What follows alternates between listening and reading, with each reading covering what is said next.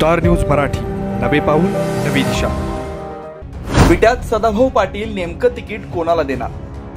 पाटील गटाकडून नगराध्यक्ष पदासाठी अनेकांची फिल्डिंग। सांगली शहरामध्ये गुंतवणुकीचा विचार करताय? कमर्शियल लोकेशन हवं आहे, स्वतःलाच व्यवसाय करायचा आहे किंवा नामांकित ब्रँड्ससाठी भाडे तत्वावर द्यायचं आहे? मग डोळे झाकून एकच पर्याय, श्री राजलक्ष्मी मॉल। सांगली जिल्ह्यातील नामांकित, अनुभवी व सुप्रसिद्ध श्री राजलक्ष्मी ग्रुप यांचे श्री राजलक्ष्मी मॉल एकाच छताखाली branded showrooms, restaurant, gym, food court, multiplex theatre, club house, game zone. नुसता मॉलच नाही तर लवकरच सांगलीमधील multi branded entertainment centre. Shri Rajlakshmi mall मध्ये आपली गुंतवणूक करा आणि मिळवा प्रचंड परतावा आणि प्रचंड फायदा। श्री राजलक्ष्मी ग्रुप आता पुण्यामध्ये देखील अनेक गुंतवणुकींचे पर्याय उपलब्ध।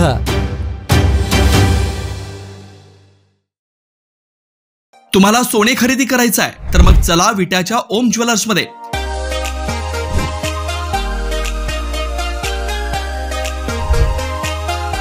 विट्यातील प्रथम सोन्याचे 100% BIS 916 hallmark jewellery showroom, HUID प्रमाणित सर्व दागिने ग्राहकांसाठी सुवर्ण संच योजनाही सुरू।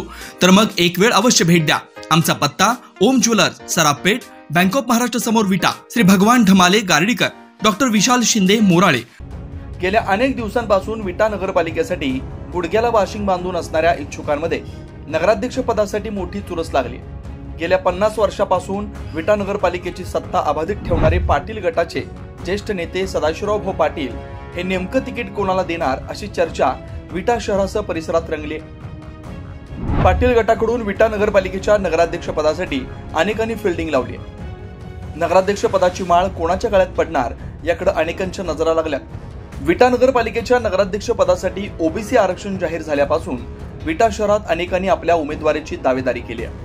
मूळचे भारतीय जनता पार्टीत असणारे अनिल बाबर यांच्या पत्नी देवता अनिल बाबर या पार्टीतून इच्छुक असल्याचं सांगितलं जात आहे।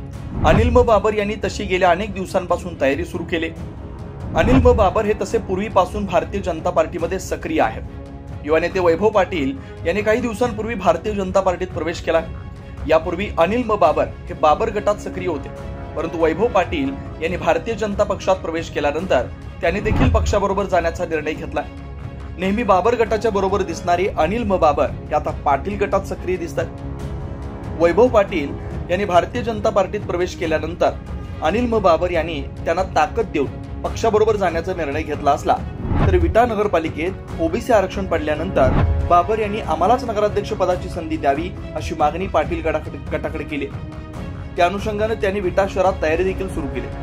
मात्र 2 दिवसापूर्वी विटा शहरात वैशाली प्रताप सुतार यांना उमेदवारी द्यावी अशी मागणी पाटील गटाच्या प्रताप सुतार यांनी केल्यानं चर्चांना उधाण आलंय। पाटील गटात अनेक जण इच्छुक आहेत। यामध्ये लता सुरेश मेटकरी, प्रतिभा अविनाश चोते यासह वैशाली प्रताप सुतार आणि देवता अनिल बाबर यांची नावं चर्चेत आहेत। गेल्या काही दिवसांपासून देवता बाबर यांचं नाव नगराध्यक्ष पदासाठी चर्चेत आहे। मात्र पाटील गटातीलच वैशाली प्रताप सुतार यांना उमेदवारी देण्यासाठी प्रताप सुतार आणि त्यांच्या समर्थकांनी सदाशिवराव पाटील यांच्याकडे मागणी केली होती। त्यामुळे विटा शहरातील राजकारण तापलंय।